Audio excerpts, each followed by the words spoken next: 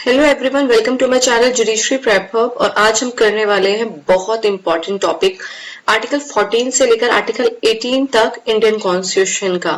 देखिए ये आर्टिकल्स जो हम 14 टू 18 करने वाले हैं ये हर एग्जाम के लिए इंपॉर्टेंट है, चाहे आपका AIBE का एग्जाम हो, चाहे आपका JLO या APO या फिर आप किसी भी जुडिशरी के एग्जाम की तैयारी करें। ये बहुत इंपॉर्टेंट एस्पेक्ट है। और आप जब ये PDF देखेंगे तो आपको ये पाएंगे कि इसमें सिर्फ आर्टिकल्स नहीं है, इससे रिलेटेड जितने भी इंपॉर्टेंट अमेंडमेंट्स हुई हैं अभी तक, इससे रिलेटेड जितने भी केस लॉज है, इससे रिलेटेड जितने भी MCQs है, ये सब एक ही PDF में मैंने डाला है।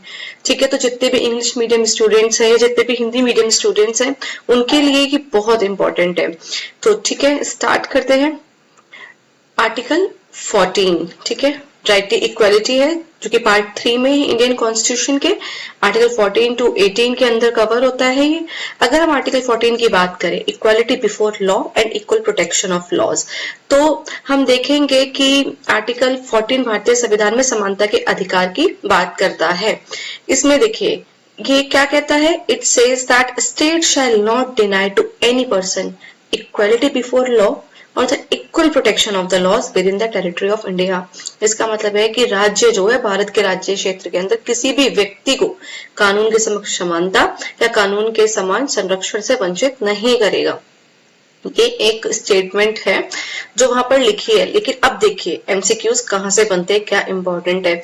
ये सबको पता है कि सब कानून की नजरों में सब बराबर है, ठीक है, इक्वल है सब लॉ की नजरों में, और सबको मतलब इक्वल प्रोटेक्शन भी मिलेगा।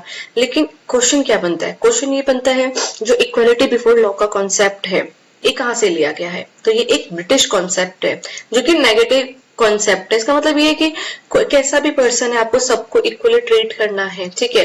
लेकिन जो इक्वल प्रोटेक्शन ऑफ लॉज है ना, ये एक अमेरिकन कॉन्सेप्ट है, ये पॉजिटिव कॉन्सेप्ट है, ठीक है। इसका मतलब ये कि अगर लॉ बनाने की जरूरत पड़ेगी किसी को इक्वल लाने के लिए तो आप लॉ बना सकते हैं, ठीक है। जबकि इक्वलिटी बिफोर लॉ में ऐसा कॉन्सेप्ट नहीं है, इसलिए इसको नेगेटिव कॉन्सेप्ट बोलते हैं और इक्वल प्रोटेक्शन ऑफ लॉ को पॉजिटिव कॉन्सेप्ट बोलते हैं। तो ये क्वेश्चन यहाँ से बन सकता है। उसके बाद no arbitrary action by state, मतलब जो स्टेट है ना, कोई भी आर्बिट्ररी एक्शन नहीं कर सकता, मनमाने ढंग से कोई भी लॉ नहीं बना सकता है, ठीक है। रीजनेबल क्लासिफिकेशन अलाउड, अगर आप कोई ऐसा लॉ बना रहे हैं जो मतलब कानून ऐसा है कि जो इक्वली ट्रीट नहीं कर रहा है, किसी को ज्यादा प्रेफरेंस दे रहा है, ठीक है, तो आप ऐसा कर सकते हैं। लेकिन जो आप वो क्लासिफिकेशन की है ना, आपने जो आपने वो डिवीजन की है वो रीजनेबल होनी चाहिए, ठीक है। जैसे हम विमेन के लिए बनाते हैं लॉज, चाइल्ड के लिए लॉज बनाते हैं, तो वो इक्वलिटी बिफोर लॉ के कॉन्सेप्ट के अंडर तो फॉलो हो रहा है, लेकिन हमने प्रिविलेज तो ज्यादा दी है ना वुमेन एंड चिल्ड्रन को, तो ये एक एक्सेप्शन हो जाता है जनरल रूल से, क्योंकि जनरल रूल क्या है, इक्वलिटी बिफोर लॉ। लेकिन हमने इसका एक्सेप्शन क्या कर दिया कि हमने कुछ ज्यादा प्रिविलेजेस विमेन को दे दिए या फिर चिल्ड्रन को दे दिए, ठीक है। तो ऐसा किया जा सकता है। वैलिड क्लासिफिकेशन कंडीशन, कोई भी आपने जो क्लासिफिकेशन किया है, किसी एक वर्ग को दूसरे वर्ग से आपने जो अलग किया है, उसकी कंडीशन क्या है। देखिए एक वैलिड क्लासिफिकेशन तभी माना जाएगा जब आपने इंटेलिजिबल डिफरेंशिया किया हो, ठीक है। और दूसरा रैशनल नेक्सस होना चाहिए विद ऑब्जेक्ट, जिस ऑब्जेक्ट से आप जो आपका ऑब्जेक्ट था क्लासिफिकेशन करने का और जो फिर उसके लिए आपने लॉ बनाया, उन दोनों के बीच में एक रिलेशन होना चाहिए, ठीक है, एक रैशनल नेक्सस होना चाहिए।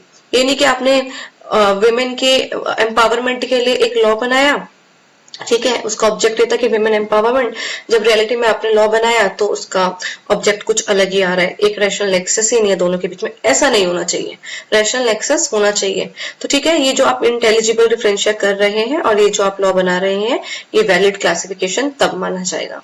इंपॉर्टेंट केसेस क्या है इसके, देखिए अगर मैं आर्टिकल 14 की बात करूं तो आर्टिकल 14 के इंपॉर्टेंट केसेस है तो Indira Sahni versus union of India, जिसमें कहा गया अगर आप रिजर्वेशन कर रहे हैं तो वो 50% तक आप रिजर्वेशन कर सकते हैं। क्योंकि देखो आर्टिकल 14 एक मतलब दो स्टेटमेंट है इसमें, इक्वलिटी बिफोर लॉ और equal protection of law. But अगर आप किसी पर्टिकुलर एरिया में, चाहे वो चिल्ड्रन हो, विमेन हो या SC ST के लिए हो, कोई प्रोविजन बना रहे हैं, तो वो आपको ध्यान रखना है कि अगर आप वो फुलफिल जो कंडीशन है दो जो वैलिड क्लासिफिकेशन की वो फुलफिल करें। और एक और क्राइटेरिया है कि आप जैसे रिजर्वेशन के लिए आप किसी भी को भी रिजर्वेशन दे रहे हैं तो फिर वो 50% से ज्यादा नहीं होना चाहिए। तो ये Indira Sahni versus union of India में कहा गया कि रिजर्वेशन वैलिड है खाली 50% तक। उसके बाद E P Royappa versus state of Tamil Nadu. देखो इस केस में कहा गया कि जो आर्बिट्रेरीनेस है, मनमाने ढंग से अगर आप कोई कानून बना रहे हैं तो वो आर्टिकल 14 का वायलेशन होगा। जैसे कि अगर आप कोई भी चीज मनमाने ढंग से कर रहे हैं तो वो इक्वालिटी नहीं हो सकती, और जहां इक्वालिटी है वहां पर आर्बिट्रेरीनेस नहीं हो सकता। ये बहुत इंपॉर्टेंट केस है E P Royappa versus state of Tamil Nadu. उसके बाद Maneka Gandhi versus union of India में कहा गया कि इक्वालिटी होना चाहिए और जो प्रोसीजर है वो फेयर होना चाहिए। ठीक है, उसके बाद क्या है, एक्सेप्शन टू आर्टिकल 14। अब आर्टिकल 14 के कुछ अपवाद है क्योंकि ये तो जनरल स्टेटमेंट हो गया ना, इक्वालिटी बिफोर लॉ और इक्वल प्रोटेक्शन ऑफ लॉ, लेकिन कुछ एक्सेप्शन है। जब आप इक्वालिटी नहीं भी होगा तब भी वो लॉ हमारा वैलिड होगा। तो वो क्या एक्सेप्शंस है, क्या अपवाद है, जैसे कि इम्यूनिटी दी गई है प्रेसिडेंट ऑफ इंडिया को और गवर्नर्स को अंडर आर्टिकल 361। तो आप ये नहीं कह सकते कि सभी लोग तो बराबर हैं तो इनको क्यों इम्यूनिटी दी थी प्रेसिडेंट ऑफ इंडिया, क्यों, क्योंकि वो एक्सेप्शन है। ठीक है, उसके बाद स्पेशल प्रोविजंस है कि आप विमेन के लिए, चिल्ड्रन के लिए, जब हम आर्टिकल 15 पढ़ेंगे तो वहां पर ये प्रोविजन है आर्टिकल 15 के क्लॉज 3 में कि आप विमेन चिल्ड्रन के लिए स्पेशल प्रोविजंस बना सकते हैं। और जो आप ये एक्ट पढ़ते हैं, पॉक्सो एक्ट हो गया, डीवी एक्ट हो गया, ये कहाँ से बन रहे हैं, ये इसी आर्टिकल के तहत तो बन पा रहे हैं, यहीं से तो इनको वैलिडिटी मिल रही है। ठीक है, तो आप स्पेशल प्रोविजन बना सकते हैं वुमेन के लिए, चिल्ड्रन के लिए, और सोशली और इकोनॉमिकली बैकवर्ड क्लासेस है उनके लिए। ये एक एफर्मेटिव एक्शन माने जाएंगे, पॉजिटिव एक्शन है ये। ठीक है, उसके बाद जो डिप्लोमेटिक इम्यूनिटी दी गई है, जो फॉरेन डिप्लोमेट्स होते हैं, एम्बेसडर्स वगैरह होते हैं, उनको भी इम्यूनिटी मिली है। तो आप ये नहीं कह सकते कि कानून की नजरों में तो सब बराबर है तो फिर इनको क्यों इम्यूनिटी मिली है, क्योंकि एक्सेप्शंस है आर्टिकल 14 के। ठीक है, राष्ट्रपति, राज्यपाल, महिलाएं, बच्चे, पिछड़े वर्ग और जो विदेशी राजनयिक होते हैं, इन सबको। उसके बाद अगर हम आर्टिकल 15 की बात करें, बहुत इंपॉर्टेंट है आर्टिकल, ध्यान से सुनना। प्रोहिबिशन ऑफ डिस्क्रिमिनेशन, मतलब आप किसी के साथ भेदभाव नहीं कर सकते, भेदभाव का निषेध। देखिए जो आर्टिकल 15 क्लॉज 1 है वो एक जनरल स्टेटमेंट देता है कि state shall not discriminate against any citizen. जो स्टेट है, जो राज्य है, वो किसी भी नागरिक के विरुद्ध क्या नहीं करेगा, भेदभाव नहीं करेगा। किस ग्राउंड पे, देखो एक लास्ट मतलब प्रीवियस ईयर का क्वेश्चन था, उसमें क्या किया था ना, आर्टिकल 15 लिखा और कुछ ग्राउंड्स डाल दिए। ठीक है, तो आप एक चीज ये ट्रिक से हमेशा याद रखना, आर्टिकल 15 इसमें 5 आ रहा है तो 15 में 5 ग्राउंड्स हैं और 16 में 6 ग्राउंड्स हैं। तो यहाँ पर क्या है, किस ग्राउंड पर आप डिस्क्रिमिनेशन नहीं कर सकते, रिलीजन, रेस, कास्ट, सेक्स और place of birth. Place of birth, in ground पर आप किसी के साथ डिस्क्रिमिनेशन नहीं कर सकते। यहाँ पर एक वर्ड नहीं लिखा, वो क्या नहीं लिखा, रेजिडेंस। ठीक है, फिर आप जब आर्टिकल 16 पढ़ेंगे तो उसमें लिखा है कि मतलब अगर रेजिडेंस के ग्राउंड पर डिस्क्रिमिनेशन हो सकता है। ठीक है, तो आपको ये 5 ग्राउंड याद रखने, रिलीजन, रेस, कास्ट, सेक्स और प्लेस ऑफ बर्थ के ग्राउंड पर आप स्टेट जो है कोई भी डिस्क्रिमिनेशन नहीं कर सकती।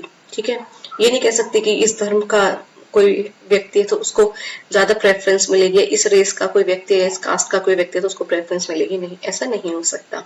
उसके बाद है आर्टिकल 15 क्लॉज 2, ये कहता है no citizen shall on the above grounds, जो ऊपर ग्राउंड्स है 5 ग्राउंड्स, उन ग्राउंड्स पर देखिए अगर आप 15 क्लॉज 1 देखेंगे तो वहां पे स्टेट के ऊपर ऑब्लिगेशन है। आर्टिकल 15 क्लॉज 2 देखेंगे यहाँ पे सिटीजन के ऊपर ऑब्लिगेशन है। आर्टिकल 15 क्लॉज 1 में स्टेट डिस्क्रिमिनेशन नहीं कर सकती, आर्टिकल 15 क्लॉज 2 में कोई सिटीजन डिस्क्रिमिनेशन नहीं कर सकती। क्वेश्चन ऐसे ही बनते हैं। आपको क्या लगेगा, सिंपल क्वेश्चन दे देंगे 15 क्लॉज 1 में कौन से डिस्क्रिमिनेशन नहीं कर सकते, कौन से ग्राउंड है, नहीं, ऐसा क्वेश्चन देंगे। आर्टिकल 15 क्लॉज 1 में किसके ऊपर ऑब्लिगेशन है जो डिस्क्रिमिनेशन नहीं कर सकते, स्टेट, सिटीजन, बोथ और नन ऑफ द अबव। तो आप बोथ नहीं लगाएंगे, आप स्टेट लगाएंगे। और जब आर्टिकल 15 क्लॉज 2 आएगा और फिर उसमें लिखा होगा कि आप किसके ऊपर मतलब ये ऑब्लिगेशन है कि डिस्क्रिमिनेशन नहीं कर सकते, वहां पर state, citizen, both, none of the above, तब आपको सिटीजन लगाना है। बहुत छोटी छोटी चीजें क्वेश्चन यहीं से बनते हैं और आपको ये याद रखना है। फिर है no citizen shall on the above grounds, कोई भी सिटीजन, कोई भी नागरिक भेदभाव नहीं करेगा किसी दूसरे नागरिक के साथ, ठीक है। जैसे कि कोई आप शॉप है, आपने कोई शॉप ओपन किया, आप उसको अपनी शॉप में नहीं आने दे रहे, आप नहीं आ सकते, आप इस जाति के हैं या ऐसा कुछ आप नहीं कर सकते, ऐसा कोई पब्लिक रेस्टोरेंट्स है, ठीक है, होटल्स है। देखो अगर आप ये सब चीजें देखोगे तो यहाँ पर जो पब्लिक के एक्सेस की चीजें ना वहां पर बात की गई है, यहाँ पे प्राइवेट नहीं बात की गई। जैसे आपका घर है, आपने अपने घर में किसी को आना अलाउड नहीं किया, तो फिर वो आर्टिकल 15 क्लॉज 2 का डिस्क्रिमिनेशन नहीं माना जाएगा। यहाँ पे सारी बात हो रही है जो जिसपे पब्लिक एक्सेस होता है, जैसे वेल्स हो गए, टैंक्स हो गए, रोड्स हो गए, उस चीज की बात की गई है यहाँ पर, ठीक है। अब है 15 क्लॉज 3। अभी हमने 15 क्लॉज 1 और 15 क्लॉज 2 पढ़ा, एक जनरल स्टेटमेंट थी, डिस्क्रिमिनेशन नहीं होगा, ठीक है। लेकिन अगर मैं 15 क्लॉज 3 की बात करूं तो यहाँ पर बात की गई है कि जो स्टेट के, यहाँ पर स्टेट को पावर दे दी कि ठीक है, अगर आपको कुछ स्पेशल ट्रीटमेंट देना है, स्पेशल प्रोविजन बनाना है वुमेन और चिल्ड्रन के लिए, आप बना सकते हैं, ठीक है।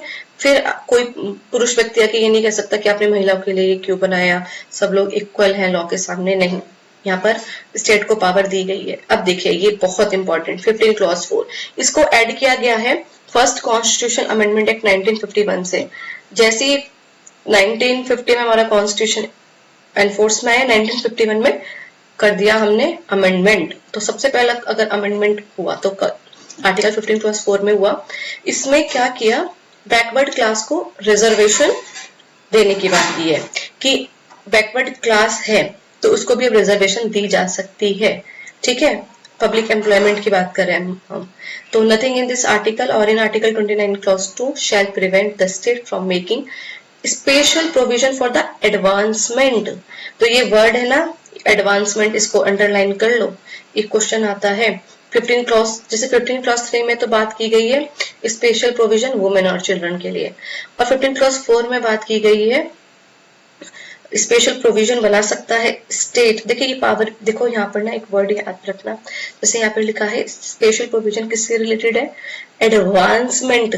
किसका एडवांसमेंट, जो सोशली और एजुकेशनली बैकवर्ड क्लास है, ठीक है, उनके लिए, ठीक है। तो बैकवर्ड क्लासेस के लिए जो सोशली और एजुकेशनली बैकवर्ड है, या फिर जो शेड्यूल्ड कास्ट है, या फिर जो शेड्यूल्ड ट्राइब है, तो SC ST और जो बैकवर्ड क्लास है, कौन सी बैकवर्ड क्लास, सोशली और एजुकेशनली बैकवर्ड क्लास है। यहाँ पे इकोनॉमिकली वर्ड नहीं लिखा है। अब क्वेश्चन ऐसा ही बनता है कि जो बैकवर्ड क्लास की बात की गई है वो सोशली और एजुकेशनली बैकवर्ड क्लास। तो ये जो 3 क्लासेस है इनके लिए क्या है, इनकी एडवांसमेंट के लिए, ठीक है, कि इनको एडवांस किया जाए उसके लिए रिजर्वेशन दिया जा सकता है। और ये कब ऐड हुआ है, ये हुआ है फर्स्ट कॉन्स्टिट्यूशनल अमेंडमेंट एक्ट 1951 से। उसके बाद अगर हम बात करें 15 क्लॉज 5, देखिए अब 15 क्लॉज 4 को तो याद रखेंगे हम, सबसे पहले अमेंडमेंट आ गया था फर्स्ट कॉन्स्टिट्यूशनल अमेंडमेंट एक्ट 1951 में ही ऐड कर दिया था। लेकिन अगर मैं आर्टिकल 15 क्लॉज 5 की बात करूं तो इसको कब ऐड किया गया था, 93rd कॉन्स्टिट्यूशनल अमेंडमेंट एक्ट 2005। तो ये 15 देखो 15 में भी 5 आ रहा है, क्लॉज 5 में भी 5 आ रहा है, अमेंडमेंट एक्ट 2005 में भी 5 आ रहा है, तो ऐसा 555 करके आपको याद रहेगा। 15 क्लॉज आर्टिकल 15 का क्लॉज जो 5 है और 2005 में अमेंडमेंट एक्ट से आया है और 93rd अमेंडमेंट एक्ट से आया है। इसमें क्या कहा, इसमें कहा गया, ये बात करता है reservation in private educational institution except minority institution. देखिए अभी तक हम रिजर्वेशन की जो बात कर रहे थे कि हम रिजर्वेशन दे सकते हैं, अब वो बात यहाँ पर ये की गई कि आप रिजर्वेशन प्राइवेट अगर कोई एजुकेशन इंस्टीट्यूशन है तो उसमें भी स्टेट ये डिमांड कर सकती है कि आप रिजर्वेशन दो इन लोगों को, ठीक है। लेकिन अगर कोई माइनॉरिटी इंस्टीट्यूशंस है, उन माइनॉरिटी इंस्टीट्यूशंस में ऐसा नहीं किया जा सकता। जैसे नथिंग इन दिस आर्टिकल और in article 19 clause 1 clause G sub clause G shall prevent the state from making special provision for the advancement of socially and educationally backward class SC ST in educational institution। तो 15 clause 4 में क्या बात थी, सिर्फ advancement के लिए। अब वो बोल रहे हैं कि एडवांसमेंट के लिए अगर किसी एजुकेशनल इंस्टीट्यूशन चाहे इंक्लूड कर रहा है प्राइवेट इंस्टीट्यूशन, पब्लिक में तो है ही, अगर प्राइवेट इंस्टीट्यूशन है चाहे जो स्टेट गवर्नमेंट है उसको एड कर रही है प्राइवेट इंस्टीट्यूशन को या नहीं कर रही है, फिर भी हम उसमें रिजर्वेशन की डिमांड कर सकते हैं एक्सेप्ट माइनॉरिटी इंस्टीट्यूशन। जो आर्टिकल 30 के अंदर जो माइनॉरिटीज है, ठीक है, जैसे इंडिया के अंदर माइनॉरिटीज हैं, क्रिश्चियन हो गए, ठीक है, अगर वो माइनॉरिटीज हैं और वो अपना कोई एजुकेशनल इंस्टीट्यूशन को इस्टेब्लिश करते हैं, तो उसके अंदर तो स्टेट डिमांड नहीं कर सकती रिजर्वेशन के लिए, तो फिर बचे कौन? बचे मेजॉरिटी। इसका मतलब अगर कोई भी हिंदू अपना कोई प्राइवेट इंस्टीट्यूशन खोल रहा है, ठीक है, उसके अंदर स्टेट गवर्नमेंट बोलेगी रिजर्वेशन दो इन लोगों को, एससी को, एसटी को, बैकवर्ड क्लास। कौन से बैकवर्ड क्लास? सोशली और एजुकेशनली बैकवर्ड क्लास, ठीक है। उसके बाद अगर बात की जाए 15 क्लॉज 6 की, तो ये आर्टिकल 15 क्लॉज 6 कब ऐड हुआ? ये हुआ 2019 में। वो वाला कब हुआ था? 1951 में, 15 क्लॉज 4। फिर 15 क्लॉज का 5 ऐड हुआ 2005 में, और 15 क्लॉज 6 कब ऐड हुआ? 2019 में, 103rd कॉन्स्टिट्यूशनल अमेंडमेंट एक्ट। इसमें बात की गई ईडब्ल्यूएस रिजर्वेशन की, जो इकोनॉमिक वीकर सेक्शन है। एससी, एसटी और बैकवर्ड क्लास का इकोनॉमिक वीकर सेक्शन नहीं, जनरल कास्ट का जो इकोनॉमिक वीकर सेक्शन है, उसको भी 10% रिजर्वेशन मिलना चाहिए, ठीक है। देखो यहाँ पर जो बात हुई है ना, वो इकोनॉमिकली हुई है। अब यहाँ पे सोशली और बैकवर्ड नहीं है। जो ये वीकर सेक्शन है डब्ल्यूएस, ठीक है, यहाँ पर वो वीकर सेक्शन किस बिहाफ पर बन रहा है? इकोनॉमिक। और वहां पर जो बैकवर्ड क्लास थी, वो कैसे बैकवर्ड क्लास थी? Socially and educationally. ये डिफरेंस है। ऐसे ही क्वेश्चन बनते हैं जो हम समझते हैं ना कि ऐसे से पढ़ लेते हैं बस कि ठीक है इस अमेंडमेंट एक्ट से ये हुआ, नहीं, वर्ड टू वर्ड आपको पता होना चाहिए। मतलब हम जो भी चीज पढ़ रहे हैं, कमांड इतनी हमारी सॉलिड होनी चाहिए, हमें पढ़ते समझ आ जाए कि क्वेश्चन में क्या लिखा है। The state may make special provision. State special provision, यहाँ पे जो स्टेट वर्ड आ रहा है ना, ये स्टेट गवर्नमेंट के लिए है, ठीक है। ये वो वाला स्टेट नहीं है, इंडिया वाला स्टेट, ये स्टेट गवर्नमेंट है, ठीक है। तो जो स्टेट में make special provision, special provision आप किसके लिए बन सकते हैं? ईडब्ल्यूएस के लिए। 10% for the advancement of economically weaker section. हमने क्या पढ़ा था 15 क्लॉज 4 में? एडवांसमेंट किसकी? सोशली और एजुकेशनली जो बैकवर्ड क्लास थी, यहाँ पर एडवांसमेंट किसकी? जो इकोनॉमिकली वीकर सेक्शन है, ठीक है। Other than those covered under clause 4 और क्लॉज 5, वो वाला वीकर सेक्शन नहीं जो क्लॉज 4 में है, क्लॉज 5 में है, ठीक है। उस तक तो हमने क्या पढ़ा? जो 3 constitution amendment act, first constitution amendment act से क्या ऐड हुआ? आर्टिकल 15 क्लॉज का 4 जो 1951 में आया। फिर हमने क्या पढ़ा? आर्टिकल 15 क्लॉज 5 का कौन सा अमेंडमेंट? 93rd है ना, हाँ, 93rd कॉन्स्टिट्यूशन अमेंडमेंट एक्ट जो 2005 से आया। इसमें एडवांसमेंट, इसमें बात की गई एडवांसमेंट की, ठीक है ना, सोशल और एजुकेशनली बैकवर्ड क्लास, एससी और एसटी। फिर हमने बात की 15 क्लॉज 6 की। 103rd कॉन्स्टिट्यूशन अमेंडमेंट एक्ट, ये कब आया? 2019 में। इसमें बात की गई थी 10% ईडब्ल्यूएस जो कैटेगरी के व्यक्ति हैं उनको 10% रिजर्वेशन मिलना चाहिए, ठीक है। उसके बाद ये देखिए कुछ इंपॉर्टेंट चीजें जो आपको याद रखनी है। स्टेट, अब मैं इसका पूरा ओवरव्यू बता रही हूँ। हमने आर्टिकल 15 में पढ़ा था स्टेट क्या नहीं कर सकता? डिस्क्रिमिनेट नहीं कर सकता। वो 5 ग्राउंड कौन से थे? Religion, race, caste, sex, place of birth. देखिए याद रखना, इसमें रेजिडेंस वर्ड नहीं है। क्वेश्चन आ जाएगा रिलीजन, रेस, कास्ट और रेजिडेंस, फिर बताओ कि इसमें से कौन सा ग्राउंड नहीं है, ठीक है। तो याद रखना एक्सेप्शन क्या है कि आप इस बेसिस पे तो नहीं कर सकते। देखिए जैसे इसमें लिखा है कि आप, इसमें एक और वर्ड देखो, क्या इसमें लिखा है क्या कहते हैं, रेजिडेंस नहीं लिखा ना, तो इसका मतलब जब हम आर्टिकल 16 पढ़ेंगे देखना उसमें रेजिडेंस के बेसिस पे डिस्क्रिमिनेशन अलाउ किया है। लेकिन वो पावर ना स्टेट गवर्नमेंट को नहीं दी, वो पावर पार्लियामेंट को दी है। जैसे कि अगर यूपी पुलिस का मतलब यूपी की गवर्नमेंट क्या ये कह सकती है कि यूपी पुलिस का फॉर्म सिर्फ यूपी वाले भरेंगे? नहीं, ऐसा स्टेट गवर्नमेंट नहीं कहेगी। ऐसा पार्लियामेंट जरूर कह सकती है कि इतने पर्टिकुलर जो है वैकेंसीज वो यूपी का जो रेजिडेंस होगा सिर्फ वही लोग भर सकते हैं, ठीक है। हाँ, तो ये आर्टिकल 15 की बात कर रहे थे हम 5 ग्राउंड पे तो डिस्क्रिमिनेशन नहीं कर सकते, लेकिन हाँ हम इन 5 ग्राउंड पे भी डिस्क्रिमिनेशन कर देंगे अगर बात आएगी वुमेन और चिल्ड्रन की, एससी एसटी की। ओबीसी कौन थे? ठीक है, और ये क्या कहते हैं, सोशली और एजुकेशनल अगर बैकवर्ड क्लास है, और ईडब्ल्यूएस इकोनॉमिकली वीकर सेक्शन है। तो उसके बाद एग्जाम पॉइंट ऑफ व्यू से बहुत इंपॉर्टेंट क्या है कि आर्टिकल 15 किस पर अप्लाई होता है। तो आर्टिकल 15 सिर्फ अप्लाई होता है सिटीजन पर, ठीक है। कोई नॉन सिटीजन फॉरेनर आके क्या कह सकता है कि आप मुझे एक रिजर्वेशन दो, नहीं कह सकते ना। देखो अगर आप थोड़ा सा भी अपना माइंड एक्टिव रखोगे ना, तो ये क्वेश्चन सॉल्व करना बहुत इजी हो जाएगा आपके लिए, ठीक है। जैसे आर्टिकल 15 रिजर्वेशन वगैरह ये सब हम क्यों देंगे नॉन फॉरेन, मतलब नॉन सिटीजन्स को या फॉरेनर्स को, तो सिटीजन्स पर अप्लाई होते हैं। इसमें जो आर्टिकल 15 में जो डिस्क्रिमिनेशन है वो कितने टाइप के हैं, मतलब कितने ग्राउंड्स हैं, 5 ग्राउंड्स हैं। और क्या इसमें डिस्क्रिमिनेशन अलाउड है? हाँ, डिस्क्रिमिनेशन अलाउड है। कैसे डिस्क्रिमिनेशन? या तो प्रोटेक्टिव हो, जैसे हमने विमेन को प्रोटेक्ट कर रहे थे या चिल्ड्रन को प्रोटेक्ट कर रहे थे, या फिर अफर्मेटिव एक्शन हो, कोई पॉजिटिव वे में एक्शन हो, ठीक है। उसके बाद हमने इंपॉर्टेंट अमेंडमेंट्स पढ़े। फर्स्ट कॉन्स्टिट्यूशनल अमेंडमेंट एक्ट पढ़ा 1951, जिससे हमने ऐड किया था आर्टिकल 15 क्लॉज 4 का, जो कि रिजर्वेशन दे रहा था बैकवर्ड क्लास को। सिर्फ यहाँ पे खाली रिजर्वेशन की बात हुई है। फिर हमने 93rd कॉन्स्टिट्यूशनल अमेंडमेंट एक्ट पढ़ा 2005 का। इसमें बात की गई थी, इसको ऐड किया गया था, आर्टिकल 15 क्लॉज 5 ऐड किया गया था। इसमें बात की गई थी कि रिजर्वेशन देंगे या प्राइवेट एजुकेशनल इंस्टीट्यूशंस में भी, ठीक है, इनकी एडवांसमेंट के लिए, SC ST और जो बैकवर्ड क्लासेस थे उनके लिए। 103rd कॉन्स्टिट्यूशनल अमेंडमेंट एक्ट 2019, इसमें बात की गई है आर्टिकल 15 क्लॉज 6 की, और इसमें कहा गया है 10% EWS रिजर्वेशन आप देंगे।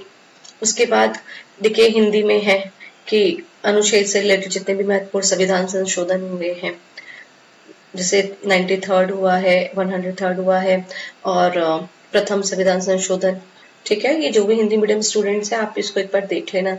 देखो मैं इसको इसलिए रीड आउट नहीं कर रही हूँ क्योंकि मैं तो ऑलरेडी हिंदी में ही बोल रही हूँ। मेरा जो मतलब मोड ऑफ कम्युनिकेशन है वो तो मैं ऑलरेडी कम्युनिकेट हिंदी और इंग्लिश दोनों में कर रही हूँ।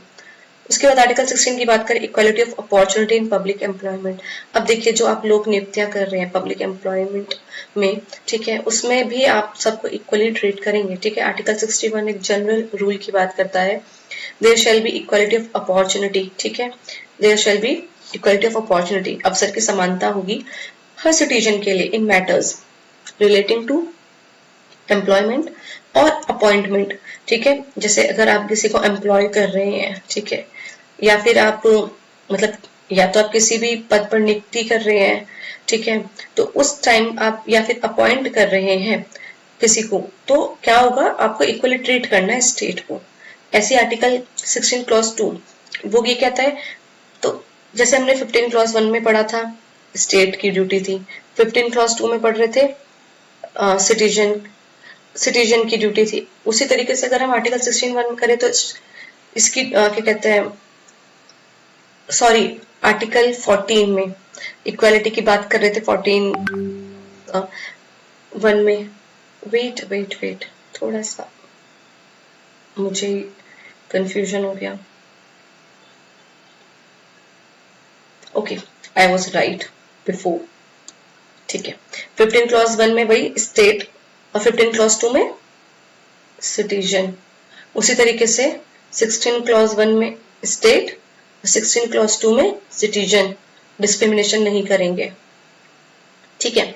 अब आते हैं 16 क्लॉज 3, ये एक एक्सेप्शन है। जैसे 15 क्लॉज 3 एक एक्सेप्शन था कि वुमेन एंड चिल्ड्रन, वुमेन और चिल्ड्रन की बात आएगी तो स्पेशल प्रोविजन बना सकते हैं, ऐसे देखो। लेकिन वहां पर वुमेन और चिल्ड्रन के लिए जो लॉ बना रहे थे वो कौन बना रही थी? State government.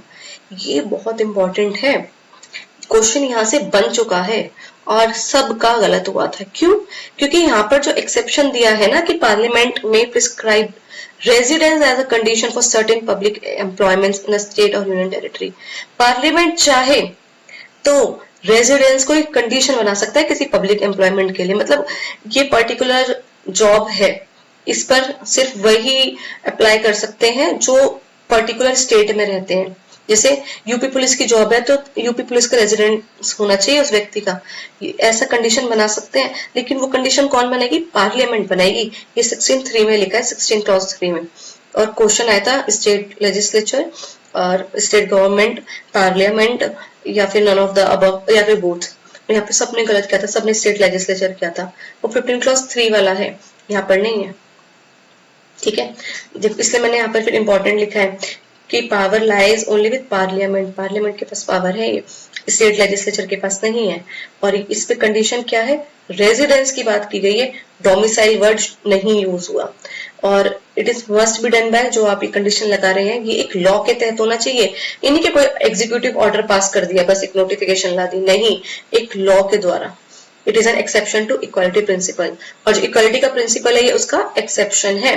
जैसे example, can Uttar Pradesh government से only resident of UP can apply for police job? No, state government alone can not impose this, only parliament can make such law under article 16 clause 3। ये अगर आपको समझ आ गया ना, trust me आपने बहुत important aspect cover कर लिया।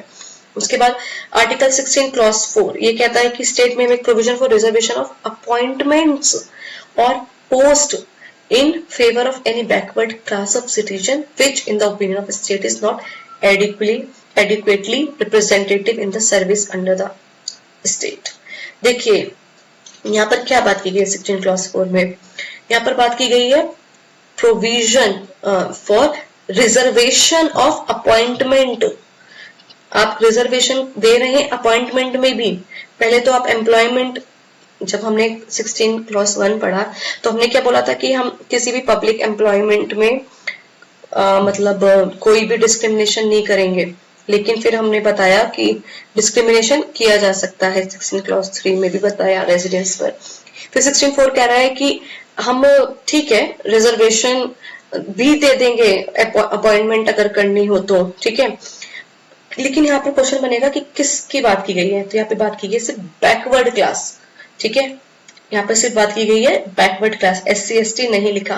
और साथ में क्या लिखा है, बैकवर्ड क्लास को आप मतलब प्रोविजन बना सकते हैं रिजर्वेशन ऑफ अपॉइंटमेंट, ठीक है, या फिर किसी पोस्ट के फेवर में लेकर, लेकिन इसमें स्टेट का ये ओपिनियन होना चाहिए कि ये जो बैकवर्ड क्लास है इसका एडिक्वेटली रिप्रेजेंटेशन नहीं हो रहा है सर्विस में, इसीलिए हम इनको अपॉइंटमेंट में भी रिजर्वेशन देते हैं, ठीक है, या किसी पर्टिकुलर पोस्ट में रिजर्वेशन देते हैं, ठीक है, ये बहुत इंपॉर्टेंट है। उसके बाद ये आर्टिकल 16(4)(a) है, इसको बाद में ऐड किया गया 77th कॉन्स्टिट्यूशन अमेंडमेंट एक्ट 1995 में। इसमें कहा गया अगर स्टेट चाहे तो रिजर्वेशन दे सकता है इन प्रमोशन में। अब रिजर्वेशन मिल रहा है किसको, SC और ST को, लेकिन पब्लिक एम्प्लॉयमेंट में, ठीक है। अगर पब्लिक एम्प्लॉयमेंट है कोई और स्टेट को लग रहा है कि प्रमोशन में भी रिजर्वेशन दे दो SC ST को, तो स्टेट ये कर सकती है। तो 16 क्लॉज 4 में बात की गई थी बैकवर्ड क्लास की, ठीक है, और किससे रिलेटेड, किससे रिजर्वेशन किससे रिलेटेड था, अपॉइंटमेंट से रिलेटेड। और जो 16(4)(a) है ये किससे रिलेटेड है, SC ST से रिलेटेड, ठीक है, और किसमें हम इनको रिजर्वेशन दे रहे हैं, प्रमोशन में, वहां पर अपॉइंटमेंट में और पोस्ट में, यहाँ पर प्रमोशन में, ठीक है। उसके बाद 16 क्लॉज 4B का इसको इंसर्ट किया गया 81st कॉन्स्टिट्यूशन अमेंडमेंट एक्ट 2000 में, ठीक है। इसमें कहा गया अलाउ किया गया carry forward of Anfield reserved vacancies beyond the 50% limit in a particular year. देखो जब इंदिरा साहनी का केस आया तो ये कहा गया कि जब आप रिजर्वेशन दे रहे हैं तो आप रिजर्वेशन 50% से ज्यादा नहीं दे सकते, ओवरऑल मिला के SC ST और बैकवर्ड क्लास इन सब का रिजर्वेशन मिलाकर आप 50% से ज्यादा रिजर्वेशन नहीं दे सकते, ठीक है। लेकिन फिर बात ये उठी कि अगर जैसे कोई वैकेंसीज इस साल आई है और वो जो वैकेंसीज थी जिनके लिए रिजर्व कैटेगरी के लिए थी वो उसको फिल नहीं कर पाए, ठीक है, फुलफिल नहीं हो पाई है, वो रिजर्व जो कैटेगरीज थी वो वैकेंसीज फिल्ड नहीं हो पाई हैं। अब क्या करें, जैसे 100 वैकेंसीज थी खाली 80 ही फिल्ड हुई, 20 बच गई। तो इस ये वाला जो आर्टिकल है वो कहता है कि हम इसको नेक्स्ट ईयर के लिए कैरी फॉरवर्ड कर देंगे, आगे भेज देंगे, ठीक है। फिर क्वेश्चन ये उठा कि अगर हमने कैरी फॉरवर्ड कर दिया तो हो सकता है उस साल जो हमारी वैकेंसी है जो 50% होनी चाहिए थी जो रिजर्वेशन, वो शायद 60% हो जाए, तो अब क्या किया जाए, तो उन्होंने बोला कि वो फिर वैलिड माना जाएगा। क्यों, क्योंकि वो कैरी फॉरवर्ड से जो एक्स्ट्रा हुआ है ना वो कैरी फॉरवर्ड वाला है, पुराने वाला है, नया तो अभी भी 50% है, ठीक है। तो फिर बियॉन्ड जा सकता है, जैसे मैंने नोट लिखा है Anfield reserved vacancies of a year जो बैकलॉग वैकेंसीज होती है, जो बची हुई वैकेंसीज होती हैं, जो अनफिल्ड होती हैं, मे बी कैरी फॉरवर्ड, उनको आगे ले जाया जा सकता है इस पर्टिकुलर ईयर में, and such carry forward vacancies shall not be considered together with the current year vacancies. तो जो अभी करंट ईयर की वैकेंसीज है और उन बैकलॉग वैकेंसीज को एक साथ नहीं कंसीडर करेंगे, उनको अलग अलग ही कंसीडर करेंगे, ठीक है। चाहे आपकी बैकलॉग वैकेंसी 20% बची थी, ठीक है, और अभी की जो वैकेंसीज, जो अभी की रिजर्वेशन है वो 50% होना चाहिए, बैकलॉग वैकेंसी आपकी 20% बच गई, तो मिलाकर तो 70% हो रहा है, पर हम इनको दोनों को एक साथ कंसीडर नहीं करेंगे, अलग अलग करेंगे। इसी को हम बोलते हैं कैरी फॉरवर्ड रूल, जो कि वैलिड है और जिसको ऐड किया गया था 2000 में, ठीक है, 81st कॉन्स्टिट्यूशन अमेंडमेंट एक्ट 16 का 4B, ठीक है। देखो, जो आप ऐसे याद कर सकते हैं कि कैरी फॉरवर्ड रूल जो है वो 4B में है, ठीक है, ठीक है। बी से मतलब बढ़ाओ, जो भी वैकेंसीज है उन्हें आगे बढ़ाओ बी से, ठीक है। और जो हमने ए से याद किया था, हमने बात किया था ए में, फिर प्रमोशन की बात की गई SC ST के लिए, ठीक है। उसके बाद 16 क्लॉज 5 जो कि कहता है जो रिलीजियस इंस्टीट्यूशंस होते हैं may require that certain post be fulfilled by person professing a particular religion।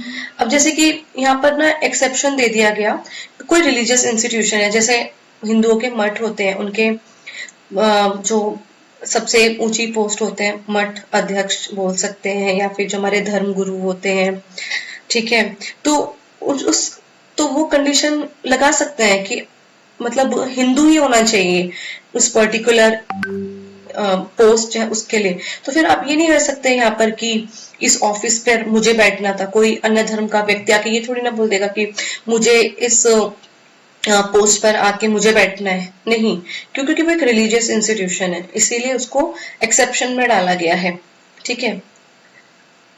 ये बहुत इंपॉर्टेंट है। जैसे मंदिरों के पंडित होते हैं, ठीक है, अब उस क्राइटेरिया को फुलफिल करने के लिए एक ही पर्टिकुलर ब्राह्मण होना जरूरी है, आपका हिंदू होना जरूरी है, तो आपको ये थोड़ी ना बोल सकते कि नहीं मुझे जाना है उस पर्टिकुलर पोस्ट के लिए, नहीं, आपका पर्टिकुलर रिलीजन प्रोफेस करना जरूरी है।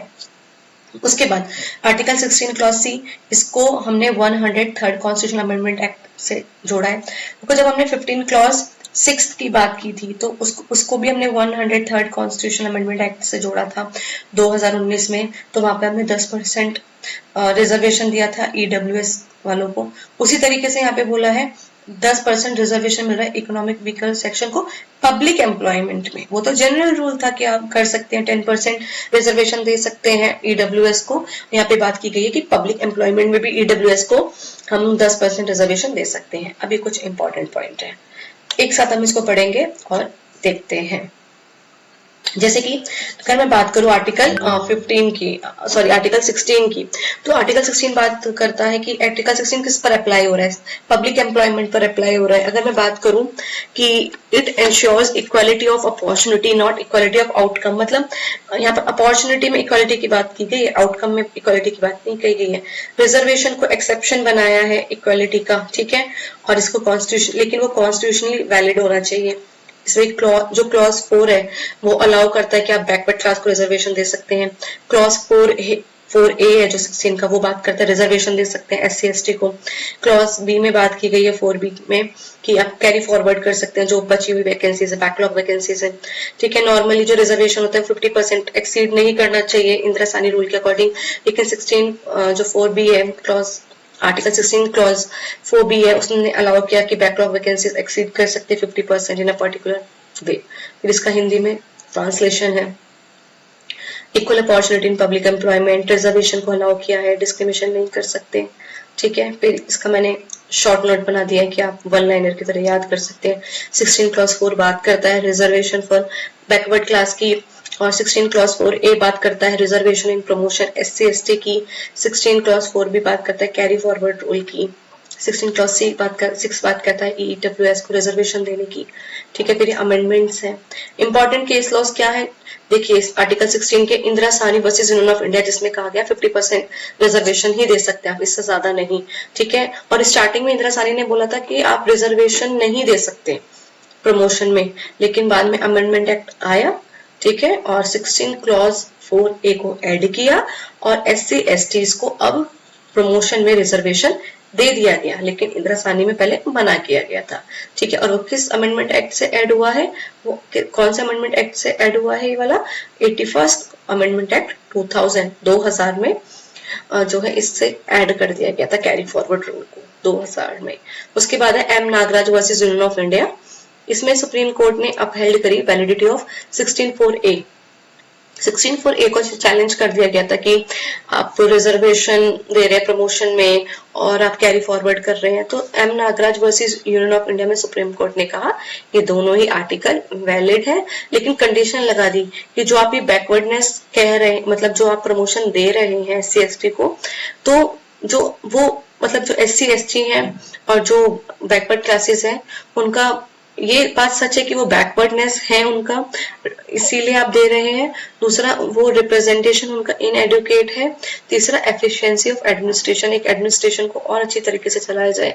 जैसे कि कोई कमीशन बन रहा है, ठीक है, और उसमें हम वो बना रहे हैं SC/ST के प्रमोशन, SC/ST के डेवलपमेंट के लिए, तो हम फिर बोल रहे हैं कि इसमें एक SC/ST का भी तो मेंबर होना चाहिए, तो ये एडमिनिस्ट्रेशन अच्छी तरीके से काम करे। ठीक है, इसीलिए। उसके बाद अगर हम बात करें तो 3 चीजों को बोला, ठीक है, बैकवर्डनेस, इनएडुकेट रिप्रेजेंटेशन और एफिशिएंसी एडमिनिस्ट्रेशन के लिए अगर हम रिजर्वेशन दे दे प्रमोशन में या फिर क्या कहते हैं उनके अपॉइंटमेंट्स में या पोस्ट के फेवर में, तो दी जा सकती है। ये कोई मतलब अनकॉन्स्टिट्यूशनल नहीं है, कॉन्स्टिट्यूशनल है। फिर इंपॉर्टेंट है जनरल सिंह वर्सेस लक्ष्मी नारायण गुप्ता 2018 का केस। इसमें क्रीमी लेयर का कॉन्सेप्ट आया, क्रीमी लेयर को अप्लाई किया गया SC/ST के प्रमोशन में। वैसे तो क्रीमी लेयर जो अप्लाई होता है OBC वाले क्राइटेरिया में, अदर बैकवर्ड क्लासेस में क्रीमी लेयर, लेकिन जनरल सिंह में फिर सुप्रीम कोर्ट ने ये कहा कि जब आप SC और ST का जो प्रमोशन कर रहे हैं रिजर्वेशन के बेसिस पर, उस पर आप क्रीमी लेयर को अप्लाई करेंगे।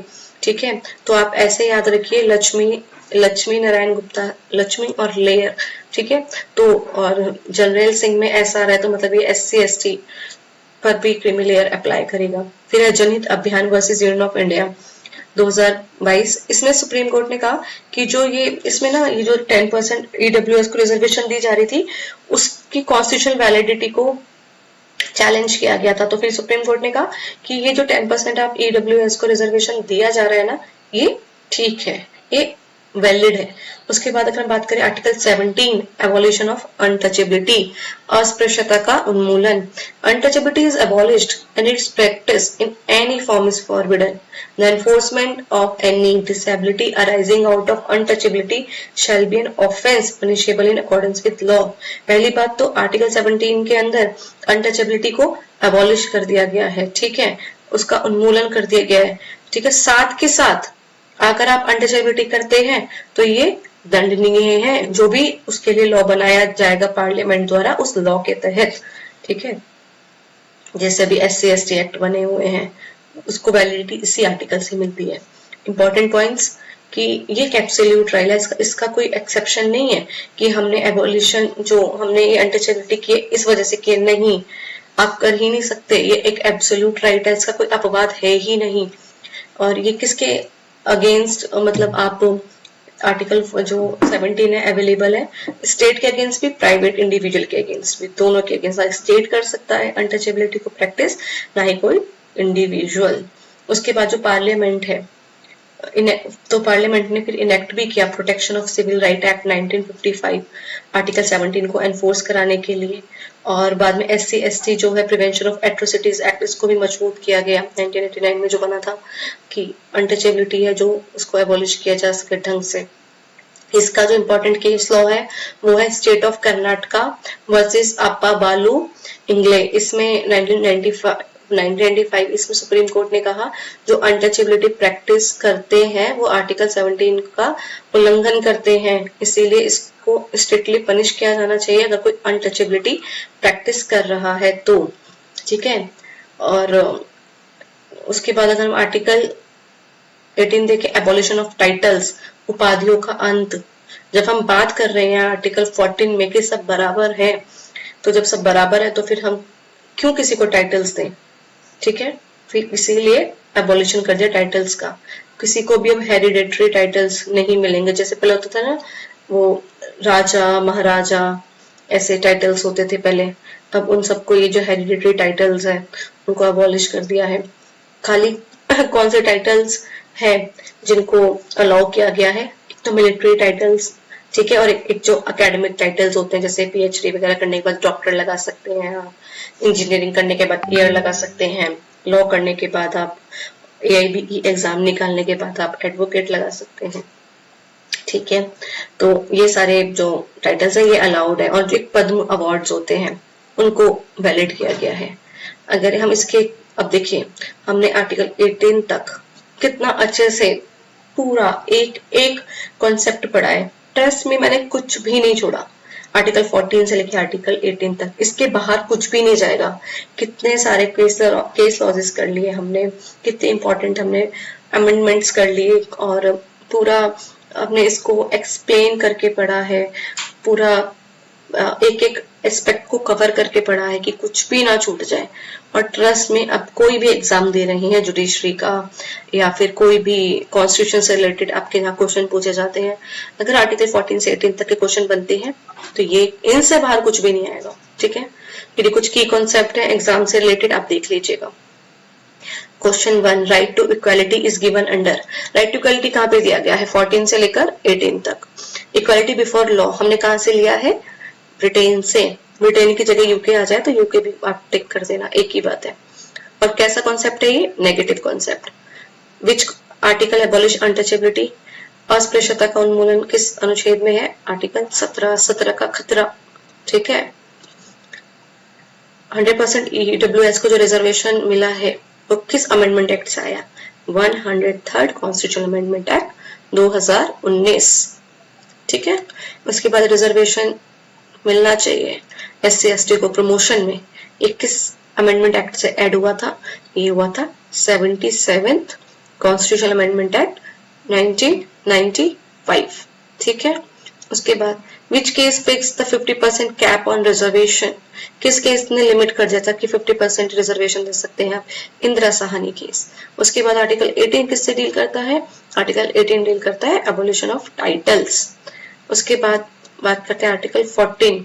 आर्टिकल 14 किस पर अप्लाई होता है? All person, right to equality, ठीक है। सब लोग इक्वल हैं तो वो सब पर्सन हो, चाहे सिटीजन हो चाहे नॉन सिटीजन हो, सब पर अप्लाई होगा। इक्वल प्रोटेक्शन ऑफ लॉ का कॉन्सेप्ट कहां से लिया है? USA से, और ये एक पॉजिटिव कॉन्सेप्ट है, ठीक है। उसके बाद which article permits special provision for women and children? 15 का क्लॉज 3। मतलब आप खुद देखो, इतनी बार बोल बोल के हमने पढ़ लिया कि खुद ही याद हो गया। ऑप्शंस नहीं भी मिलेंगे ना तो भी आंसर्स हमें याद रहेंगे। आर्टिकल 16 डील्स विद, आर्टिकल 16 किससे डील करता है? Public employment. उसके बाद carry forward rule in reservation was validated bye, जो कैरी फॉरवर्ड रूल है उसको वैलिडेट किस अमेंडमेंट एक्ट में किया गया? 81st अमेंडमेंट एक्ट 2000, ठीक है। 81st amendment act 2000। अच्छा बताओ कैरी फॉरवर्ड रूल किस आर्टिकल में था? आर्टिकल 16 का क्लॉज 6 का 4, नहीं मतलब A या B या C? B। Article 16 clause 4B दिखा देती हूँ मैं आपको।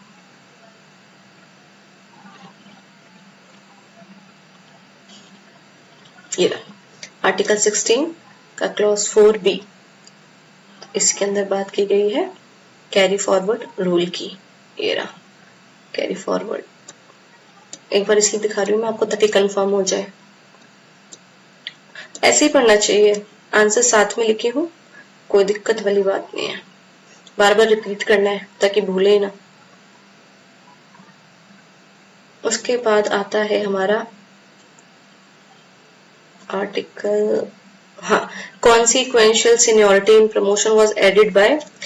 ये वाला कॉन्सेप्ट आपको मैंने नहीं बताया था, बता देती, छोटी सी चीज है कि जब हम प्रमोशन में रिजर्वेशन देंगे तो हम कॉन्सिक्वेंशियल सीनियरिटी देखेंगे। इसका मतलब कि जो भी सीनियर है कॉन्सिक्वेंशली, ठीक है, उसको प्रमोशन में मतलब प्रिविलेज मिलेगा एक तरीके से, कॉन्सिक्वेंशियल सीनियरिटी। तो इसकी बात करते हैं हम 85th अमेंडमेंट एक्ट 2001। उसके बाद आर्टिकल 15 ने अनटचेबिलिटी को क्या बनाया है, पनिशेबल ऑफेंस।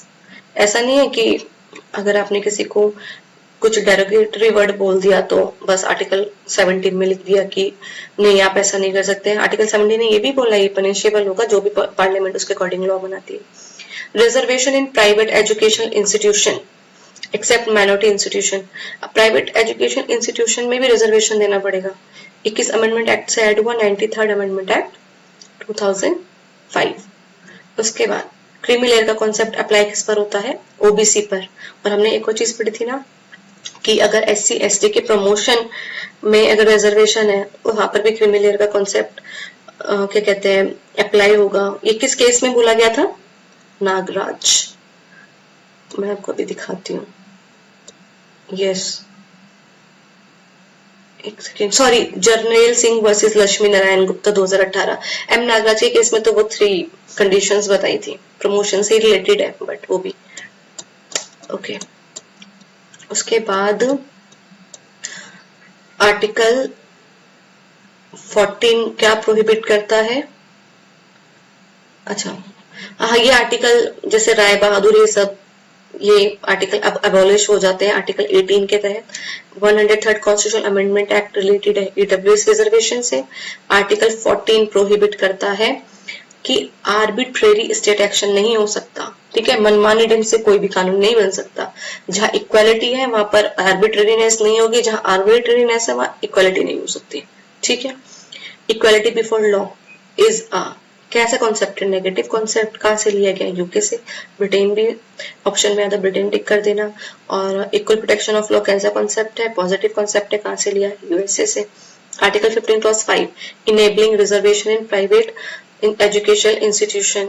आर्टिकल 15 क्लॉज 5 में बात की थी ना, ये प्राइवेट एजुकेशनल इंस्टीट्यूशन में भी रिजर्वेशन मिल सकता है, तो किससे हुआ था, 93rd।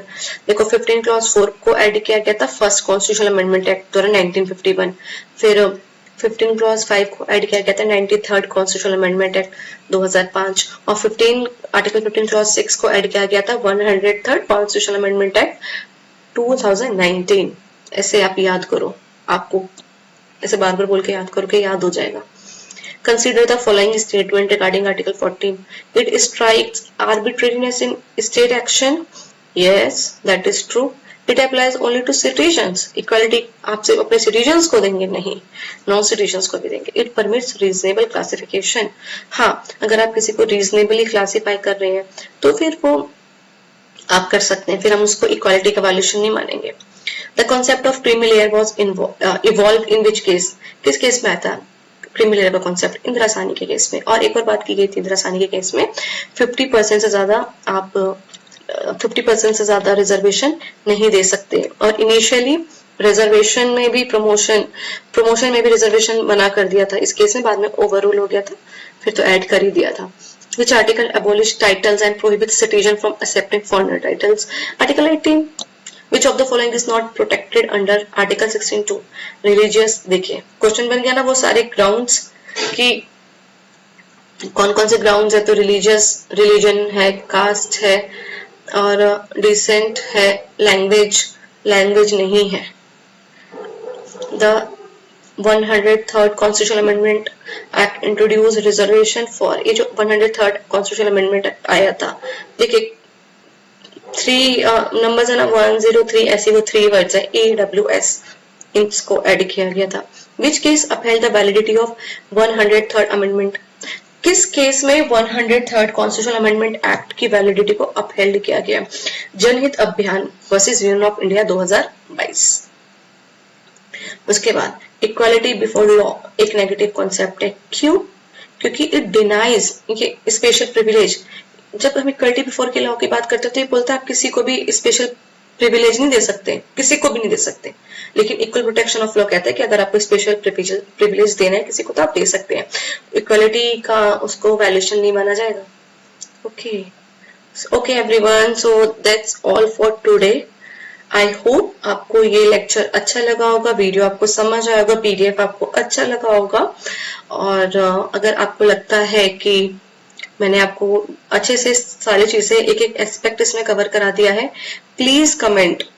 तो थोड़ा सा क्या है मोटिवेशन मिलेगा और ऐसी वीडियोस और ऐसी पीडीएफ्स लेकर आऊंगी मैं। आप अगर इस पीडीएफ को लेना चाहते हैं तो आप मेरा टेलीग्राम का जो चैनल है उसको ज्वाइन कर लीजिएगा, मैं कमेंट बॉक्स में लिंक डाल दूंगी, ठीक है। और जितने भी स्टूडेंट हैं इंग्लिश और हिंदी मीडियम के, आप मेरे चैनल को सब्सक्राइब कर लीजिए। मैं सारी वीडियोज इसी तरीके से बनाने वाली हूँ जिसमें आप अगर एक वीडियो देखेंगे आपका पूरा एस्पेक्ट कवर हो जाएगा। Okay, so please do like this video, comment on this video and do share.